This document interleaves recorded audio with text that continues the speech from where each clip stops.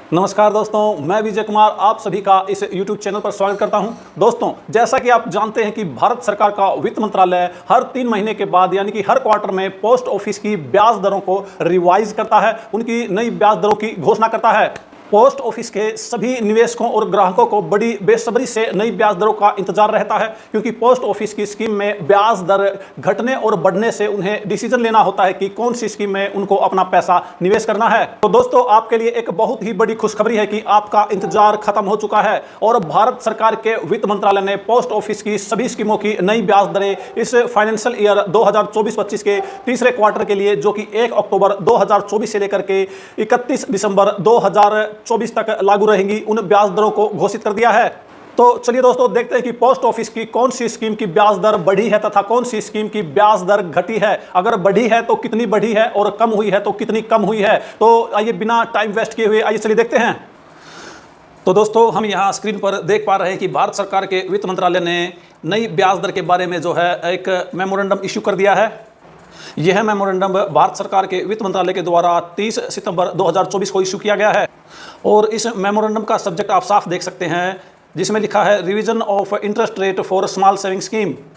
इस मेमोरेंडम में स्पष्ट लिखा है the rate of interest on various small saving schemes for the third quarter of financial year 2024-25 starting from 1 October 2024 and ending on 31 December 2024 shall remain unchanged from those notified from for the second quarter, that is 1st July 2024 to 13th September 2024 of the financial year 2024-25। इससे साफ जो है स्पष्ट इसमें कहा गया है कि इस जो क्वार्टर में, जो कि 1 अक्टूबर 2024 से लेकर के 31 दिसंबर 2024 तक रहने वाला है, इसकी ब्याज दरों में कोई भी परिवर्तन नहीं किया गया है, shall remain unchanged।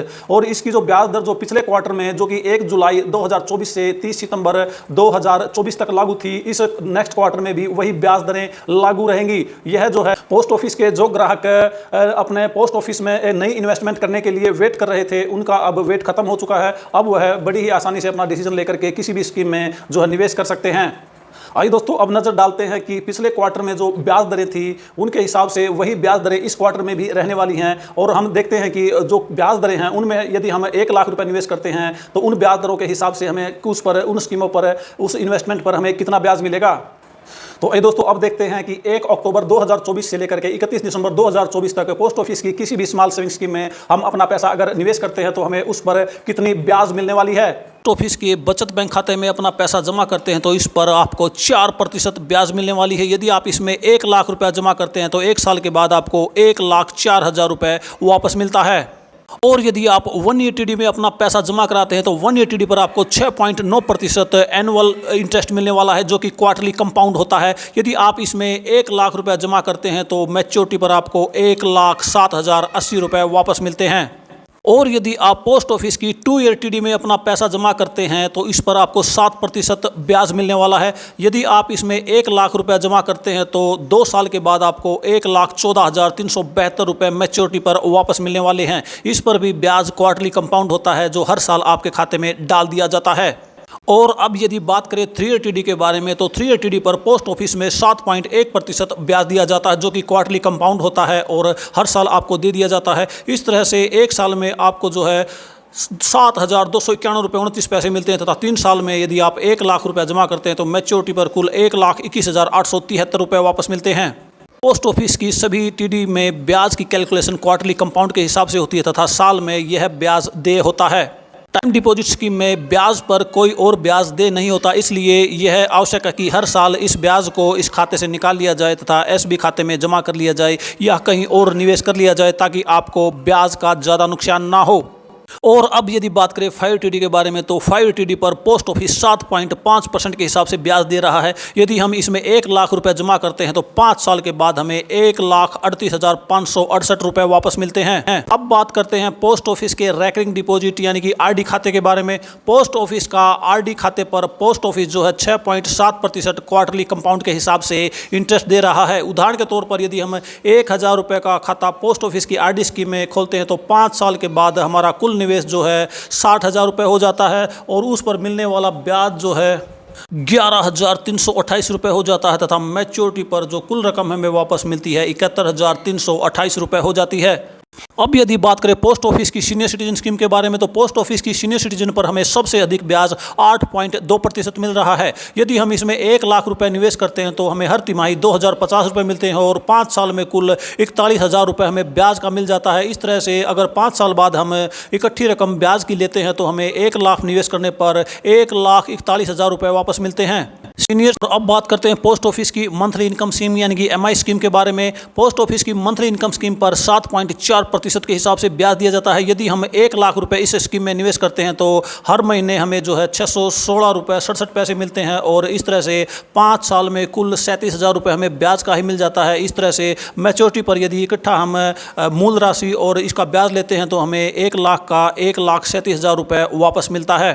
अब बात करते हैं पोस्ट ऑफिस की सबसे बेस्ट, सबसे लोकप्रिय योजना के बारे में जिसका नाम NSC, जिसको नेशनल सेविंग सर्टिफिकेट के नाम से जानते हैं। इसकी ब्याज दर 7.7% है। यदि हम इसमें 1 लाख रुपए जमा करते हैं तो 5 साल के मैच्योरिटी पर टोटल हमें 1 लाख निवेश करने पर 1,44,903 रुपये वापस मिलते हैं। बात करते हैं पोस्ट ऑफिस की PPF यानी कि पब्लिक प्रोविडेंट फंड स्कीम के बारे में। इस पर 7.1% एनुअल इंटरेस्ट दिया जाता है। उदाहरण के तौर पर यदि हम 1,000 रुपये इस स्कीम में निवेश करते हैं तो 15 सालों में जो है 1,80,000 रुपये हमारा निवेश हो जाता है और 15 सालों में इस पर जो ब्याज है 1,35,572 रुपये हो जाता है और मैच्योरिटी पर हमें 15 सालों के बाद 3,15,572 रुपये वापस मिलते हैं।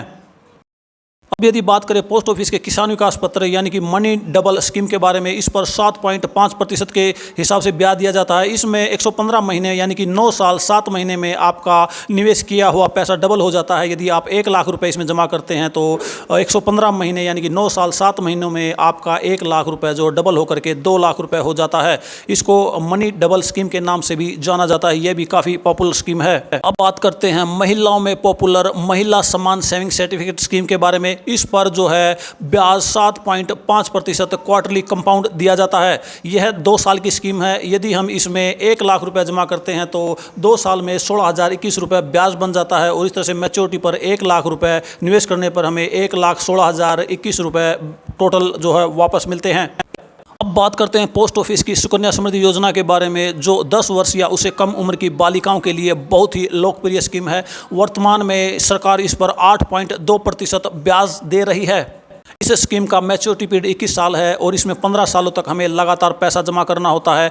15 सालों में यदि उदाहरण के तौर पर 1,000 रुपये पर मंथ हम इसमें पैसा जमा करते हैं तो 15 सालों में 1,80,000 रुपये जमा हो जाता है और उसके बाद 6 साल तक यह खाता लॉक इन पीरियड में चला जाता है, यानी कि इस पर हमें कोई पैसा जमा नहीं करना होता, सिर्फ जमा पैसे पर ब्याज लगता रहता है। इस तरह से 21 सालों में टोटल ब्याज 3,74,612 रुपये हो जाता है तथा मैच्योरिटी पर कुल हमें 5,54,612 रुपये वापस मिलते हैं। यहाँ पर हम देख पा रहे हैं कि हमारी निवेश की गई रकम 1,80,000 से 3 गुना ज़्यादा हमें मैच्योरिटी पर रकम वापस मिल रही है, जो कि 5,54,612 रुपये है। तो दोस्तों यह थी पोस्ट ऑफिस की नई ब्याज दरों के बारे में, जो कि 1 अक्टूबर से लेकर के 31 दिसंबर 2024 तक लागू रहेंगी। लेटेस्ट अपडेट, संपूर्ण जानकारी। दोस्तों अगर आपको यह वीडियो जरा सा भी इंफॉर्मेटिव लगा हो, यह वीडियो थोड़ा सा भी आपको पसंद आया हो तो वीडियो को लाइक और शेयर करें और यदि आप हमारे चैनल पर नए हैं तो चैनल को सब्सक्राइब जरूर कर लें और बेल आइकन को दबा करके ऑल पे सेट कर लें ताकि आपको हर प्रकार का नोटिफिकेशन समय समय पर मिलता रहे। तो दोस्तों मिलते हैं एक नई वीडियो में, एक नई इंफॉर्मेशन, एक नए टॉपिक के साथ, एक नई अपडेट के साथ। तब तक अपना ख्याल रखें, खुश रहें, स्वस्थ रहें। वीडियो देखने के लिए आप सभी का बहुत बहुत धन्यवाद।